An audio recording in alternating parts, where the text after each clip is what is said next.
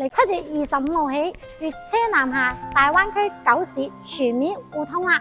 咁以後嘅話咧，從中山一腳油門直達香港市區噶啦。咁以後灣區就係同城啦，非常方便嘅喎。咁香港嘅朋友嘅話咧，如果嚟到中山嘅話咧，除咗剛先講嘅直接粵車南下開車嚟到之外嘅話咧，咁同樣可以選擇坐我哋嘅直通巴士路線嘅話咧，嚟到中山嘅。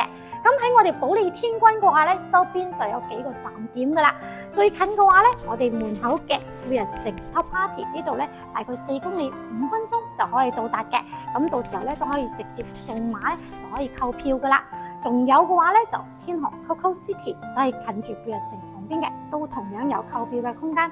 同埋咧，我哋過翻嗰個蝴蝶橋，過翻去世紀上城公園嗰度，都會有上城巴士可以直達嘅喎。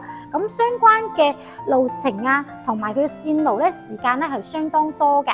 咁比如佢上車地點、發車嘅時間啊，早上啊、中午啊呢啲時間都係相當多噶啦。咁如果係想更多了解喺中山各方面嘅交通嘅，可以再一時間聯繫彩雲姐姐同你再介紹下。咁既然嚟到中山嘅話咧，咁一定要想知道我哋周邊嘅生活圈係方唔方便嘅。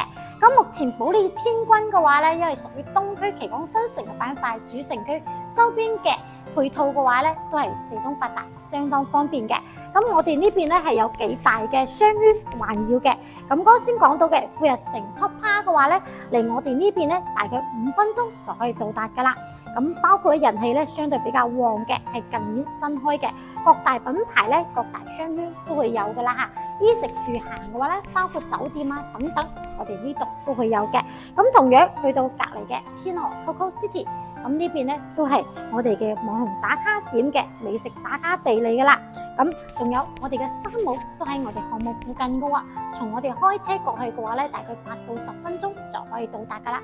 山姆嘅話咧，直接咧除咗去線上即係線下買之外嘅話，其實手機 Apps 直接可以落單，滿99蚊就可以送到我哋屋門口噶啦。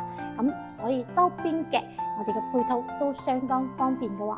咁同樣嚟到中山嘅話咧，咁肯定離唔開食噶啦。咁中山大家都知道啦嚇，食咧係成個粵港澳大灣區嚟講咧，相對美味同埋咧相對係比較平嘅。咁重點推介嘅大家知道啦，中山嘅石岐乳鴿，咁一鴿多味嘅，而且唔貴嘅嚇。